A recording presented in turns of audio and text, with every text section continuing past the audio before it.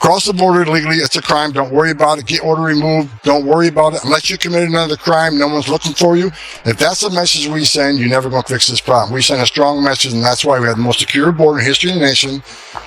And President Trump, by doing that, saving thousands of lives. Welcome back, everyone. Today, we're breaking down a masterclass in how to handle a media ambush. Tom Homan, a man who actually understands the high stakes of border security, just found himself swarmed by a pack of activist reporters masquerading as journalists. They weren't there for a briefing, they were there for a gotcha moment. While they're trying to lecture the guy who knows exactly where the bodies are buried on compassion, Homan is busy dealing in the only currency that matters: cold, hard facts. They want to talk about feelings. He's talking about the millions of unvetted individuals allowed to walk through the front door by the previous administration. Watch this first clip. These reporters try to trip him up on the data, but Homan stands his ground like a brick wall. This is how you dismantle the mainstream media narrative in real time. Mr. Homan, with the defunding of sanctuary jurisdictions, could you say anything about what funds are going to be pulled back and which are not? And can you also describe your relationship with Mayor Mamdani versus Eric Adams? Well, first of all, I don't think the decision has been made yet about specific funds. What I support, pulling federal funds away from cities that release public safety threats in their communities. You're out working with us. It's sanctuary cities are sanctuary for criminals.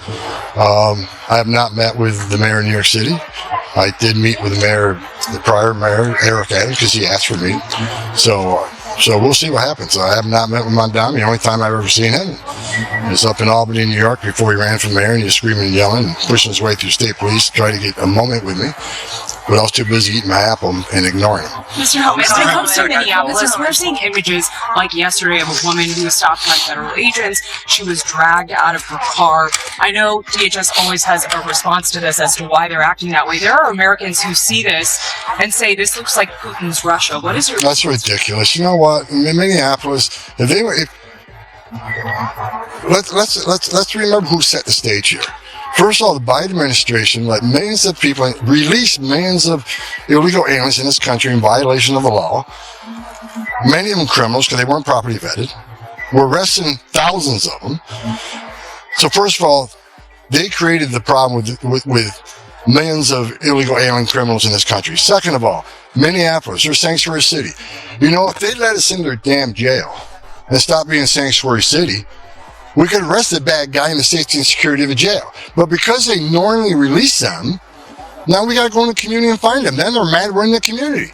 President Trump made us promise to American people, we're going to find these criminals and make America safe again. So if they don't want us in a jail, we're going to go in the community. The difference is, in places that's not a sanctuary, one agent can walk into a jail and arrest one criminal illegal alien.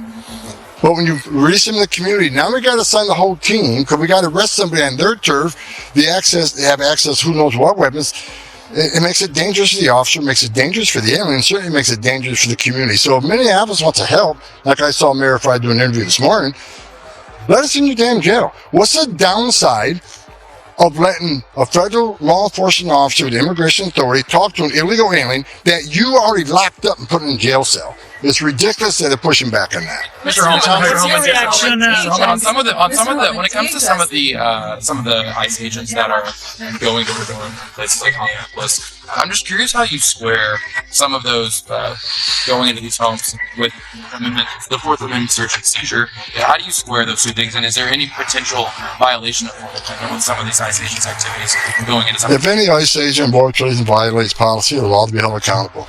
But we got to remember that, you know, there's a lot of confusion out there, difference between reasonable suspicions and probable cause.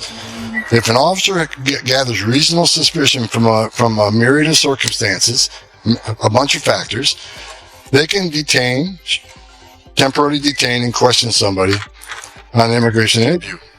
In order to arrest that person, you got to establish probable cause. I can't sit here and pull out case by case. I think the men and women of ICE and Border Patrol are doing a difficult job in a very unfriendly area where law enforcement response for emergency response is sporadic at best. Death threats are up over 8,000%. Actual assaults up 1,300%. I know because threats against me and my family have tripled in the last couple of weeks. They got a dangerous job to do. Again, let us in the jail to arrest a public safety threat. Because I said this 1,000 times, when you force us in the community to find the public safety threat, Many times they're with others, or we find others in the process of doing that. If we find them, they're in the country illegally, they're getting arrested too. So more officers in the street means more collateral arrests. We have promised American people we're going to force immigration. So let me tell you why we have the most secure border in the history of this nation today. Part of it is because of what ICE is doing. We have shown the whole world there are consequences to enter this country illegally. We're not going to send a message, cross the border illegally, it's a crime, don't worry about it, get order removed, don't worry about it, unless you committed another crime, no one's looking for you. If that's the message we send, you're never going to fix this problem. We send a strong message, and that's why we have the most secure border in history of the nation, and President Trump, by doing that, is saving thousands of lives. We know that women and children aren't making that dangerous journey. We know that no one's drowning in the river today. We know fentanyl isn't coming across at the levels it came to Joe Biden. We certainly know no inspected terrorists aren't coming across like Joe Biden. We're doing the right thing. We're going to keep with it, and they can protest all they want. We're just going to double down and enforce the law. And I said for months, we're going to surge resources in sanctuary cities because that's where the problem is. We know there are recent public safety threats. We're going to send the agents where we know the biggest. That was pure fire. You just saw two different realities colliding. These reporters are playing semantic games, asking about realistic numbers of murderers entering the country, as if one single murderer isn't already too many. Homan isn't interested in their headlines. He's interested in the data they're trying so desperately to twist. But the most delusional moment? When a reporter actually tried to compare federal agents in Minnesota to Putin's Russia. It's a total setup. The media wants to paint a woman being removed from her car in Minneapolis as a victim, but Homan shuts that down with logic. He points out the obvious. If these sanctuary mayors would let ICE into the jails, these criminals could be picked up in a controlled environment. Instead, radical leftists force agents into the streets, creating danger for everyone, and then have the nerve to complain about the optics. Whether he's dismissing a screaming protester like Zoran Mani or citing the fact that apprehensions are down 87%, the lowest since 1970, Homan is proving what happens when you let experts do their jobs.